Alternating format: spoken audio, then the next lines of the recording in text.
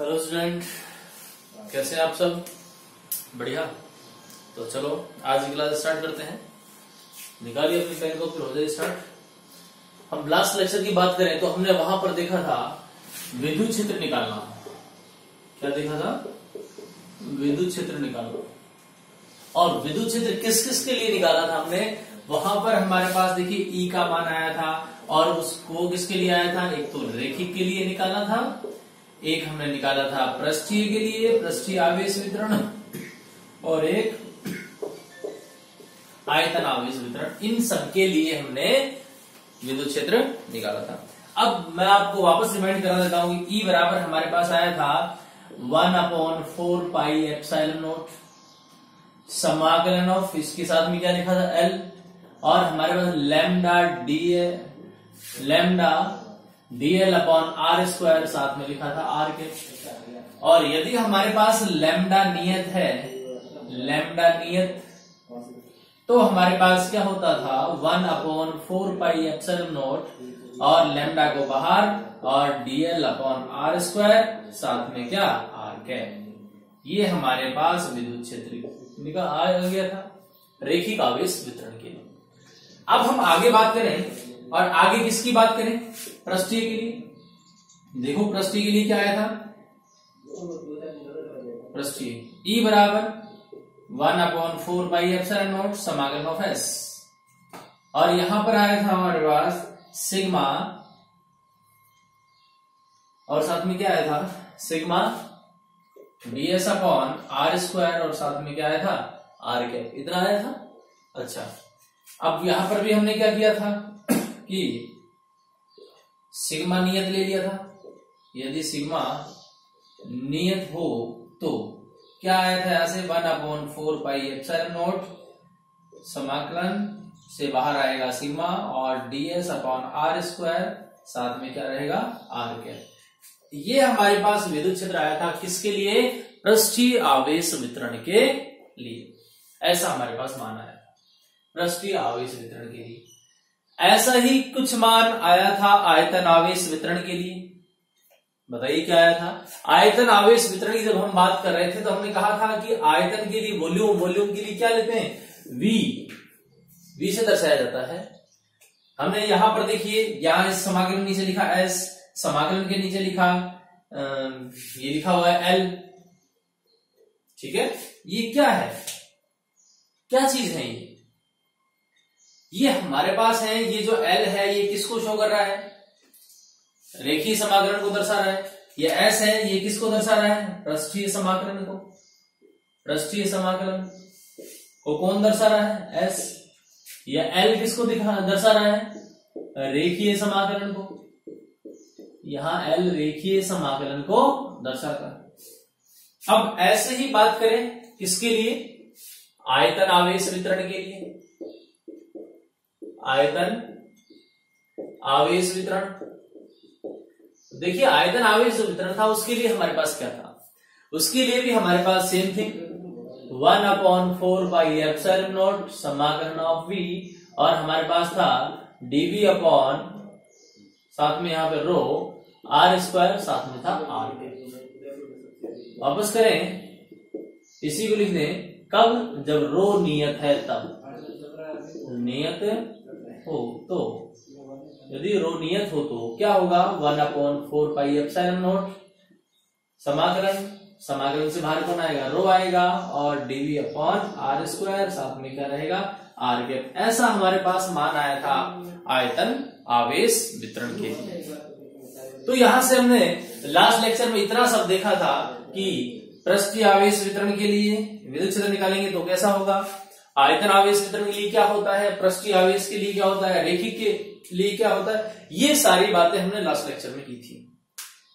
अब इसी को कंटिन्यू करते हुए अब जो हमारे पास वास्तव में जो हमारा चैप्टर है, और चैप्टर का जो नाम है गाउस के नियम और उसके अनुप्रयोग। गाउस लॉ और उसके जो एप्लीकेशन है वो हम देखेंगे। तो आज हम बात करते हैं गाउस के नियम की, कि गाउस का नियम क्या है। तो देखें गाउस का नियम क्या है।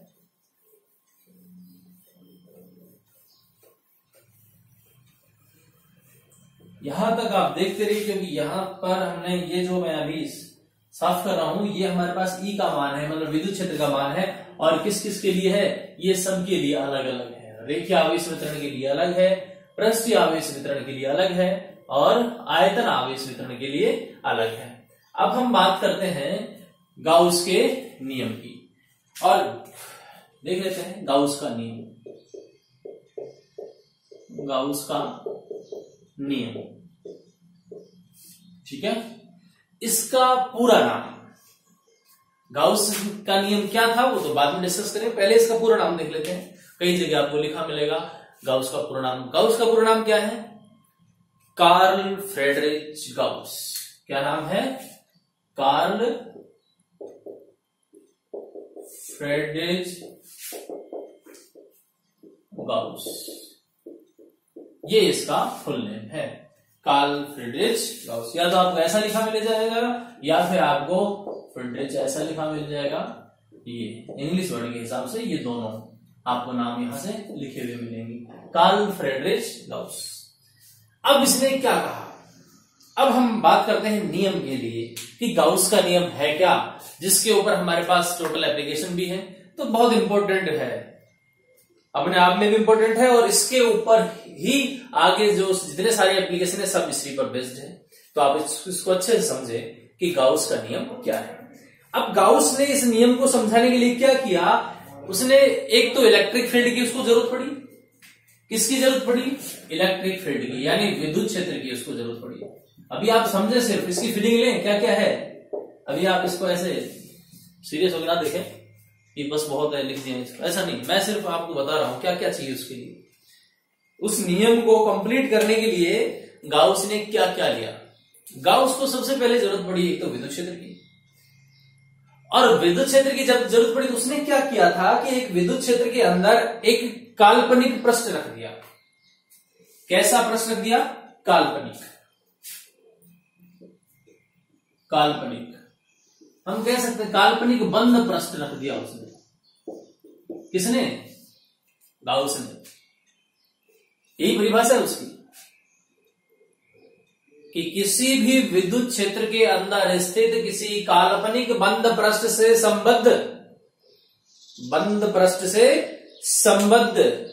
कुल फ्लक्स उस बंद पृष्ठ द्वारा परिबद्ध कुल आवेश और 1/ε0 के गुणनफल के बराबर होता है।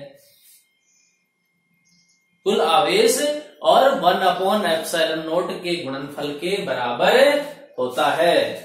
तो देखें, कुछ वर्ड और याद रखें। कुल आवेश, अब देखिए कुल आवेश है। अभी सिर्फ आप समझें, इन वर्डों को समझें ताकि नियम बहुत इजी हो जाएगा, बाद में इजी होगी चलेगा, सब कुछ अच्छे से समझ में आएगा। ये कुल आवेश है, इसको हमें मैथमेटिकल फॉर्म में लिखना पड़ेगा। तो कुल आवेश को क्या लिखेंगे? अब आप सोचें कि कुल आवेश की जब हम बात करेंगे तो आवेश तो सर हमें लिखना आता है, हम Q से रिप्रेजेंट करते हैं आवेश को, लेकिन कुल आवेश को जब मैथमेटिकल फॉर्म में लिखेंगे तो क्या होगा, कैसे लिखा जाएगा? याद कीजिए, कुल के लिए हमारे पास एक ऐसा वर्ड होता था समेशन, और साथ में क्या? Q। ये किसको दर्शा रहा है? ये रिप्रेजेंट करेगा जो टोटल चार्ज है उसको, यानी कुल आवेश को। कुल आवेश और 1/ε0 के गुणनफल के बराबर होता है क्या? किसी काल्पनिक बंद पृष्ठ से संबद्ध कुल फ्लक्स जो होता है उस पृष्ठ से परिबद्ध कुल आवेश और 1/ε0 के गुणनफल के बराबर होता है। तो आप यहां से स्टूडेंट याद रखेंगे, विद्युत क्षेत्र की जरूरत है उसके लिए, और विद्युत क्षेत्र के अंदर एक काल्पनिक। अब जब भी हम गाउस की बात करेंगे, गाउसियन पृष्ठ, याद रहे ये वर्ड आपको, गाउसियन पृष्ठ।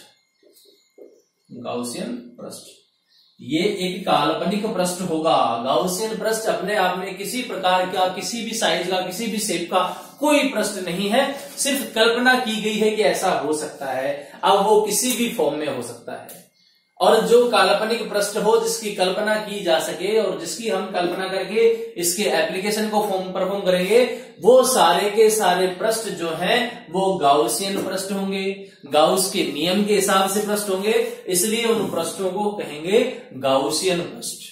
क्या कहेंगे उनको? गाउसियन पृष्ठ कहा जाएगा। तो अब देखते हैं, इसकी परिभाषा लिख लेते हैं।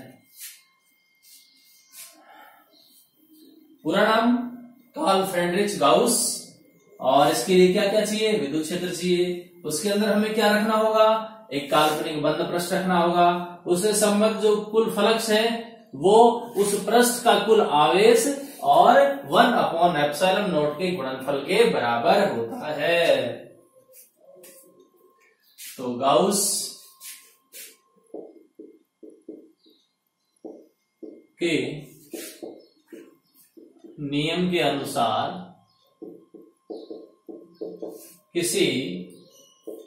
गाउस के नियम के अनुसार किसी विद्युत क्षेत्र में स्थित किसी विद्युत क्षेत्र में स्थित किसी काल्पनिक बंद पृष्ठ से संबद्ध क्या लिखा, गाउस के नियम के अनुसार किसी विद्युत क्षेत्र में स्थित किसी काल्पनिक बंद पृष्ठ से संबद्ध कुल विद्युत फ्लक्स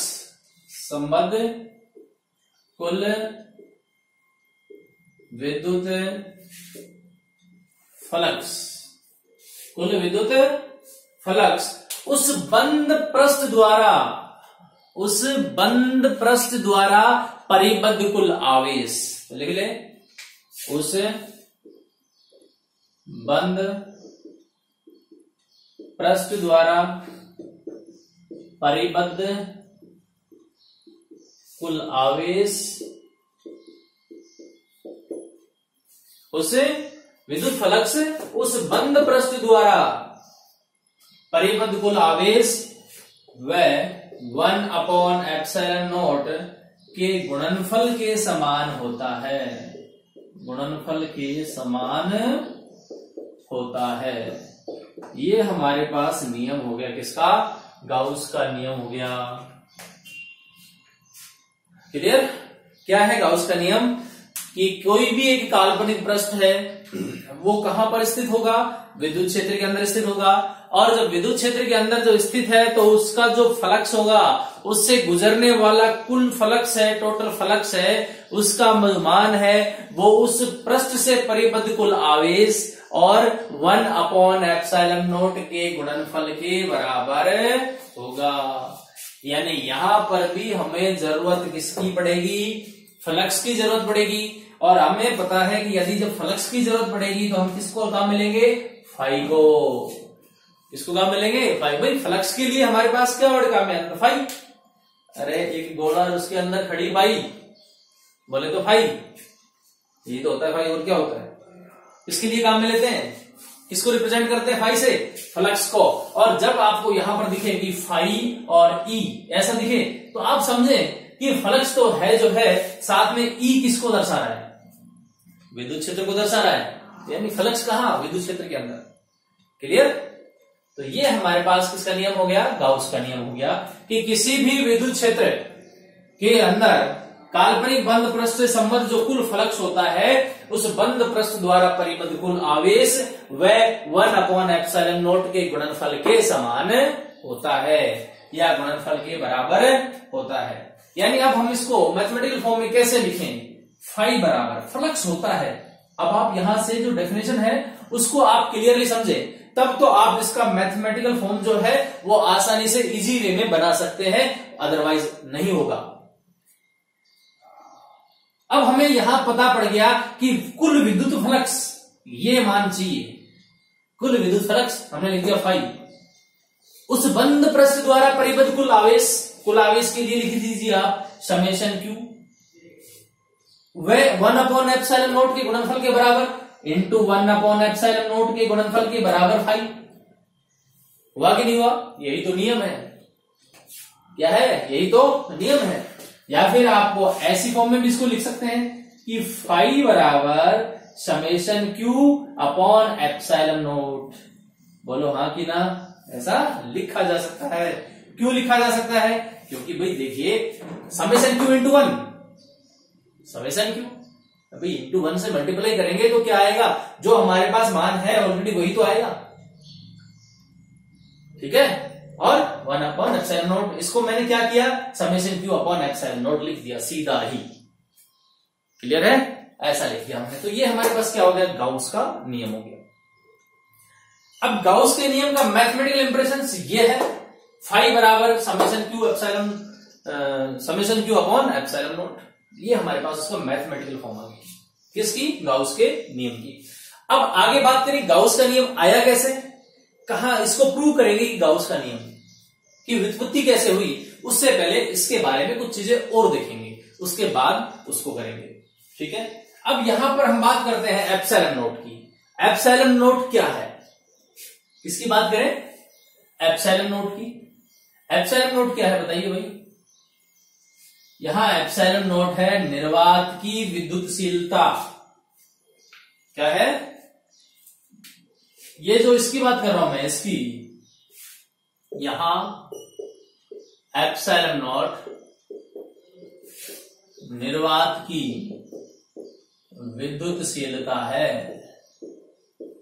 एप्सिलॉन नॉट क्या है, निर्वात की विद्युतशीलता। और यदि हम कहें, यदि के बराबर कितना हो, 1/4 पाई एप्सिलॉन नॉट हो, के बराबर कितना हो भाई, निर्वात की विद्युतशीलता है एप्सिलॉन नॉट।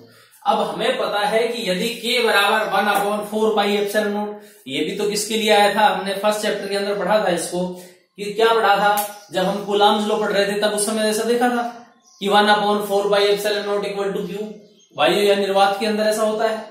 तो हम इसको लिख सकते हैं, यदि के बराबर 1/4 पाई एप्सिलॉन नॉट हो, और इसका मान कितना होता है, इसका मान कितना होगा भाई, 9 गुणा 10 की पावर 9, इसका मान 1/4 पाई एप्सिलॉन नॉट का कंप्लीट मान होता है 9 गुणा 10 की पावर -9, और सॉरी 9, और इसका क्या लिखें साथ, न्यूटन इंटू मीटर स्क्वायर पर कूलम स्क्वायर, ऐसा मान भी लिखते हैं। ये इसका मात्रक हो गया। क्लियर है? किसके लिए, यहां पर हमने कहा कि ये जो नियम है एप्सिलॉन नॉट, यहां इसकी है निर्वात की विद्युतशीलता है, और जो 1/4 पाई एप्सिलॉन नॉट है वो किसके लिए है, के के लिए। जब निर्वात में विद्युतशीलता है तो निर्वात में हम के का मान भी तो लिख सकते हैं 1/4 पाई एप्सिलॉन नॉट, और इसका खुद का कंप्लीट जो मान होता है वो होता है 9 × 10⁹ newton metre square upon coulomb square. और यदि यहां से 1/एप्सिलॉन नॉट देखें, 1/एप्सिलॉन नॉट, तो आप बताइए मुझे 1/एप्सिलॉन नॉट क्या होगा। देखो इधर ध्यान से देखो बच्चों, 1/एप्सिलॉन नॉट, ये देखिए हट गया सब, इसको मैंने गोले में कैद कर दिया। 1/एप्सिलॉन नॉट, इसका मतलब है किसके बराबर है, 4 पाई के बराबर है। बोलो किसके बराबर है, 4 पाई के बराबर है।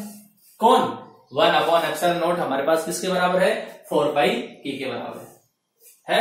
अगर यहां से मुझे अब फाई निकालना हो, क्या निकालना हो, फाई, तो फाई बराबर कितना होगा, 4 पाई के,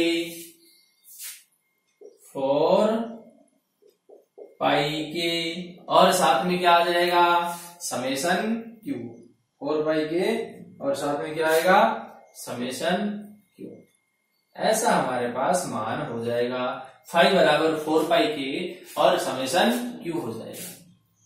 क्लियर है? इतना मान हमारे पास आ जाएगा किसका, फाई का।